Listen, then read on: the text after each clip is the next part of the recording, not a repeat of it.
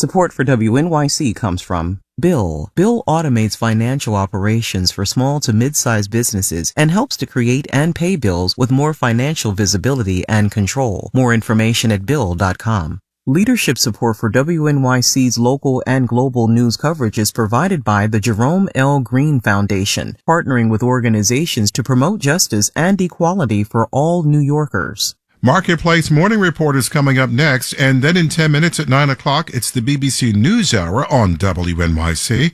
Let's check in with London to see what they're working on. London, good morning. Good morning, WNYC. I'm Tim Franks. On today's NewsHour, Ukraine makes more small advances and raising the age of consent in Japan. That's BBC NewsHour, coming up at 9 on WNYC. On the next Brian Lehrer Show, Brooklyn and Manhattan Congressman Dan Goldman, previously the Democratic counsel during the first Trump impeachment, will get his take on the developments in the classified documents and other investigations nearing conclusion. The Brian Lehrer Show, weekdays at 10 a.m. on WNYC.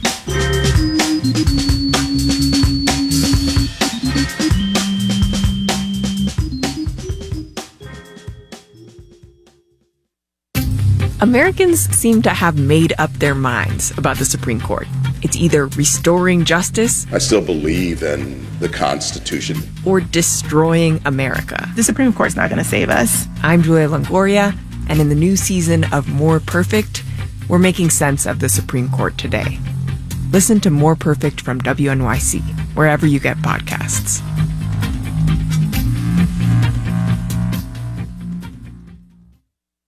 At home or out and about, you're never too far from your mobile phone, which means you're never too far from WNYC. Live stream your favorite shows anytime. Just go to your browser and type in WNYC.org.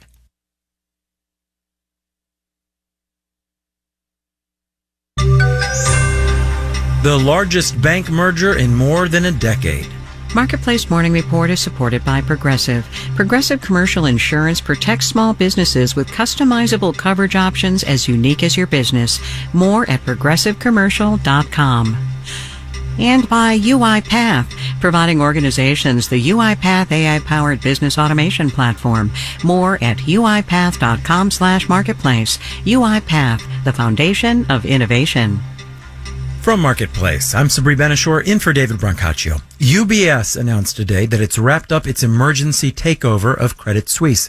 The bank will now hold trillions of dollars worth of assets. Marketplace's Nancy Marshall-Genzer has the details. UBS agreed to take over Credit Suisse during this spring's banking crisis. The deal was arranged by Swiss authorities. They were worried about the stability of Credit Suisse. In a press release announcing the completion of the deal, UBS said Credit Suisse will continue to have its own branches, but UBS does plan to cut down on risk. It's expected to require Credit Suisse to comply with UBS restrictions on risk for some clients and loans, and UBS may decide not to do business with some Credit Suisse clients. Swiss officials brokered the deal because they were afraid that losses at Credit Suisse would trigger a run on the bank. The Swiss government agreed to a $10 billion guarantee against losses UBS might incur as it wraps up Credit Suisse's assets. I'm Nancy Marshall-Genzer for Marketplace. With the labor market so tight, some employers have resorted to hiring more teens. The number of youth employed in violation of federal child labor standards has more than doubled in the last 5 years, according to data from the Labor Department. At the same time, a number of states are loosening child labor laws. Marketplace's Elizabeth Trovell reports.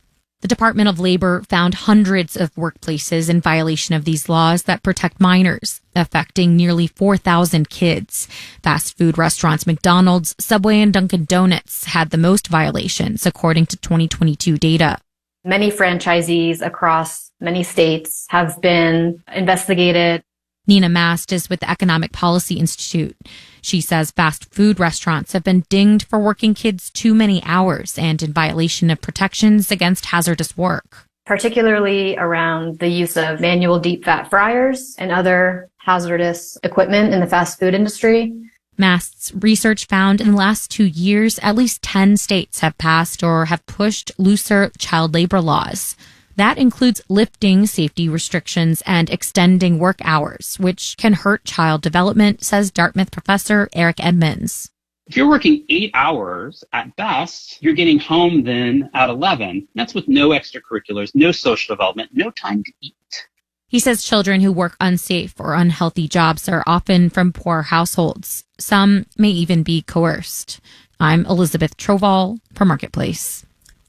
All right, let's do the numbers. Dow, S&P, and NASDAQ futures are all up in the 1 to 0.4% range. Dow futures up 32 points.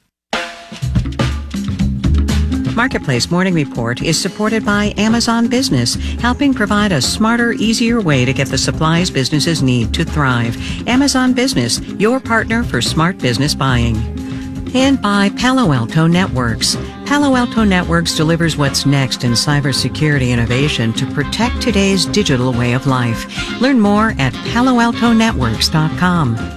And by Grammarly, offering Grammarly Business to help companies large and small communicate better and move faster with enterprise-grade generative artificial intelligence. Learn more at grammarly.com/business. Food inflation has been stubbornly high for a while. It was 7.7% in April compared to overall inflation of just 4.9%. We'll get the latest numbers for May tomorrow. The high price of food, though, has led some companies that make things we eat to fudge their ingredients, substituting cheaper options to save money. Here's the BBC's Leanna Byrne. When we're picking up our groceries or taking a bite into our meal, we'd like to think that what it says in the packaging is really what's inside. But as food and energy prices have ballooned in much of the world, so has the temptation to fake ingredients to make a bigger profit. There's an increased exposure risk here because all of the conditions are perfect breeding ground for someone, if they want to step in and cheat the system, to come in and do that. That's Dr. Terry McGrath, CTO and founder of food fraud detection company BIA Analytical in Belfast in Northern Ireland. He says it can be very difficult to spot many types of food fraud. So this here's an example of powdered oregano. It smells like oregano. It's a mixture of oregano and olive leaves. BIA Analytical found that 25% of oregano that they tested had been adulterated. And that's when you make food or drugs of poor quality by adding some other substances to them. And whilst olive leaves won't kill you, in India, some more frightening sounding additives are being used to bulk out products. Darpan Gupta, shop owner in Karari Buali Market in Delhi, says he sees it all the time. Products can be adulterated with dust, chemical, or cheaper alternatives. For instance, in spices, mace can be adulterated with a cheaper artificial alternative called Rampatri. Mitchell Weinberg is a global food fraud investigator. He set up his business, Inscatech, which is based in New York after getting food poisoning from eating contaminated ice cream while on holiday in China. He says, shockingly, his findings aren't always welcomed by companies. I know for investigations that I've done where I've uncovered problems that there haven't been recalls. The brand will be devastated by it, and it will cost them a lot of money. Different countries have varying food safety laws. Penalties for breaking some of them include unlimited fines and, in serious cases, prison sentences. But back in the lab in Belfast, Terry McGrath says proper global regulation is desperately needed. You want something that pulls all of these different food groups together, because that's what gives you the transparency, where you have traceability, testing, weights and measures. Without that, the food investigator Mitchell Weinberg fears we'll just see more widespread contamination like the recent milk scandal in China when tainted formula killed 6 babies. The only thing that will change it is if there is something that is really catastrophic that happens. As food companies face rising production costs, there's now more temptation than ever to cut corners with ingredients, unless governments and companies start to work together to protect everyone. I'm the BBC's Leanna Byrne for Marketplace. And I'm Sabri Benishore with the Marketplace Morning Report. From APM, American. WNYC is supported by Bank of America, offering access to resources and digital tools designed to help local to global companies make moves for their businesses. Learn more at bankofamerica.com/banking for business. Up next, the BBC NewsHour on 93.9 FM and now on AM 820. Today on the Brian Lehrer Show, got the latest on the second indictment of former President Trump, including from Congressman Dan Goldman, who was the lead counsel in Trump's first impeachment trial. Plus, big thoughts on the big challenges artificial intelligence present to humanity. That's coming up this morning at 10. 69 with a few showers out there this morning. Today, scattered afternoon showers and thunderstorms, and 77 and gusty. This is WNYC FM HD and AM New York.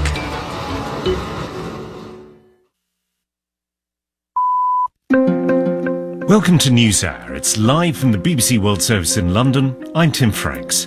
One of Europe's most colourful and influential politicians has died, the former Italian Prime Minister Silvio Berlusconi. He convinced Italians that whatever they were doing, they were right. He absolved us from the sins we have committed and not yet committed. We'll hear from a supporter, a critic, and the Prime Minister who succeeded him. Also, an extraordinary tale of everyday brutality in the Sudanese capital. The attempt in Japan to change a tolerance of sexual abuse. There were about a dozen soldiers. No one stopped it. They were laughing. I was filled with despair. And can the European Union show the way in controlling artificial intelligence? We'll have those stories and others after the news.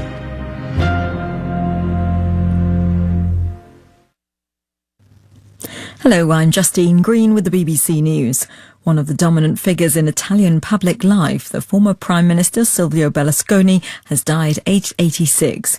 Mr. Berlusconi led the government 3 times, becoming Italy's longest-serving Prime Minister since the Second World War. Paul Adams looks back at his life.